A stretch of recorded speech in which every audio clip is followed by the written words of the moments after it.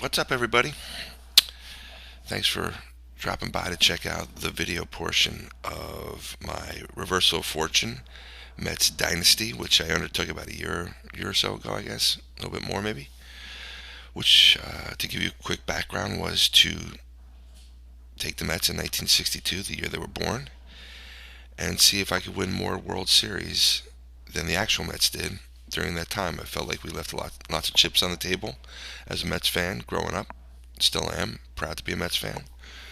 So I undertook this endeavor um, with an incredible advantage as opposed to the actual Mets, which was knowing now what they didn't know back then, as I like to say. So we went out and got active and creative in acquiring players through trades and drafts that built us into what has unfolded into a true dynasty, as you'll see. But I just wanted to give you a quick thumbnail view of what we've accomplished and where we're at. So we just completed the 1973 season. Quite fruitful, as you'll see, as we went to the World Series for the fourth straight time and won our third in 4 years. So, in fact, we have built quite a dynasty. And once you get a look at the roster, you'll see why. Yeah, so our first World Series came a year. We were a year behind the actual Mets, who won their first in '69. We won ours in '70. In our first appearance in the World Series, we beat the White Sox. We went back in 1971.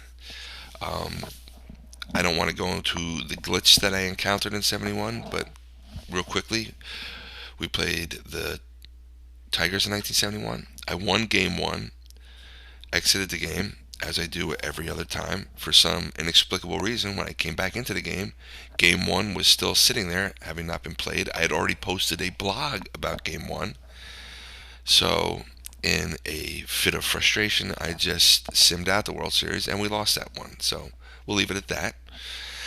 But we came back in 1972, and I'm not bitter about 1971. I got over it. Thank you. In 1972, we go back to World Series. We win again. We beat the Twins, and then this past season that just wrapped up in 1973, we just put together a magnificent run. We went 118 games. The Phillies won over 100 games and came in second. Didn't make the playoffs. Had the second best record in baseball, but our record obviously trumped theirs. And then we go on to beat the Red Sox in five to win our third World Series in 4 years. Quite an accomplishment. But then you look at our roster and you'll see why we are where we're at. Um, you start behind the plate with arguably the greatest catcher who ever lived, in Johnny Bench, who's just been nothing short of magnificent. And you got Brian Downing, who's we acquired last year. He'll be on the roster probably this year. But at first base, Tony Perez, just a definition of consistency. At second base, Joe Morgan, who struggled when we first acquired him. I believe in 1964 was the first year we got Joe. 67. Okay, sorry. I thought we were going to get him the first year, our first draft. We did not. We finished with a record that kept us from getting the first pick in the draft, and thus we missed on Joe. But we got him in a trade with the Cubs in '67, and he struggled early on. But I mean, the last couple of years, he's starting to really resemble the actual Joe Morgan. Um, so there's a reason why those Cincinnati Reds teams of the '70s, the Big Red Machine, were so dominant. And you factor in Johnny Bench, Tony Perez, Joe Morgan, and then Pete Rose. I mean, those were the four guys that were probably the cornerstones of the Reds, and we have three of them. So it's a great jumping point for the Mets, our Mets team.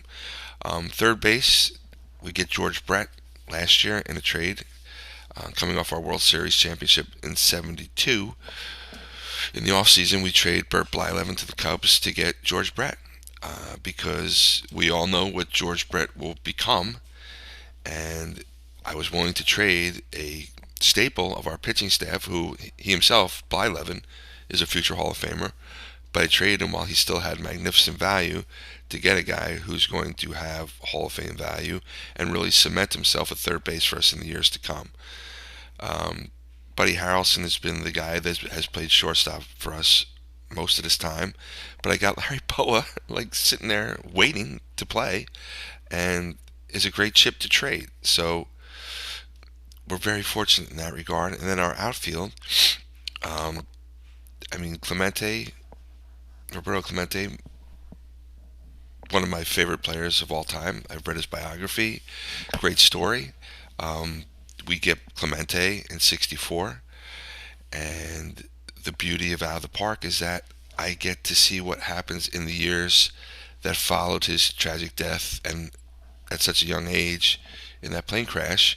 So now he's played 2 years beyond his actual life, if that makes sense. I'm probably not articulating that as well as I would like to, but I get to see Clemente in years that he never got, right?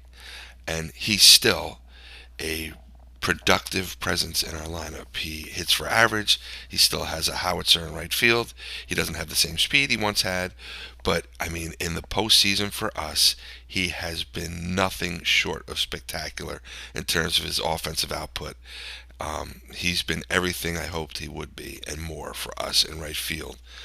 And then, Willie Crawford, Reggie Smith, two guys that, like, again, I loved them as real, in real life, during their time with the Dodgers. I really enjoyed watching them play, and we have them, and they're both very comparable, and they're great pieces to have.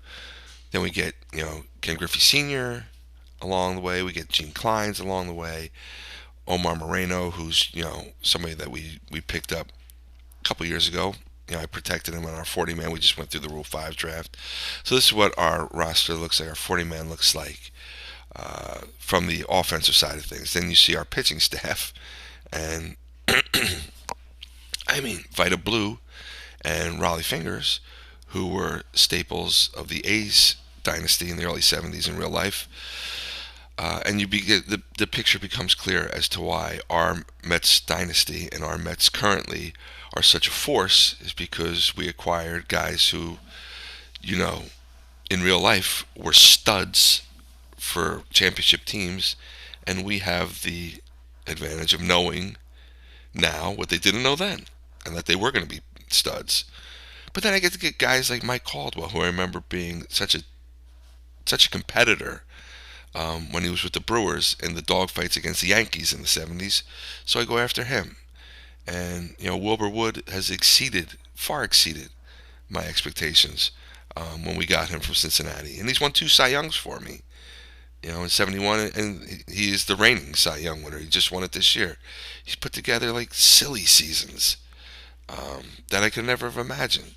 321 seasons. His ERA is microscopic. He pitches like an animal. I mean, he eats innings.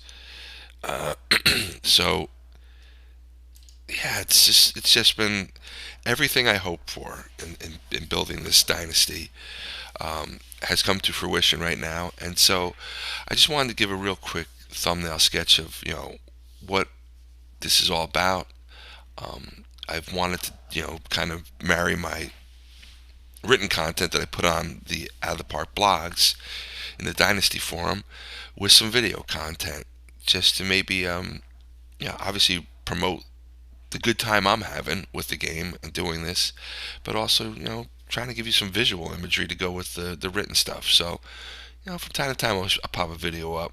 I'm going to create a little channel here, and I hope you guys enjoy it. So for the time being, stay tuned, and thanks for checking it out. Peace.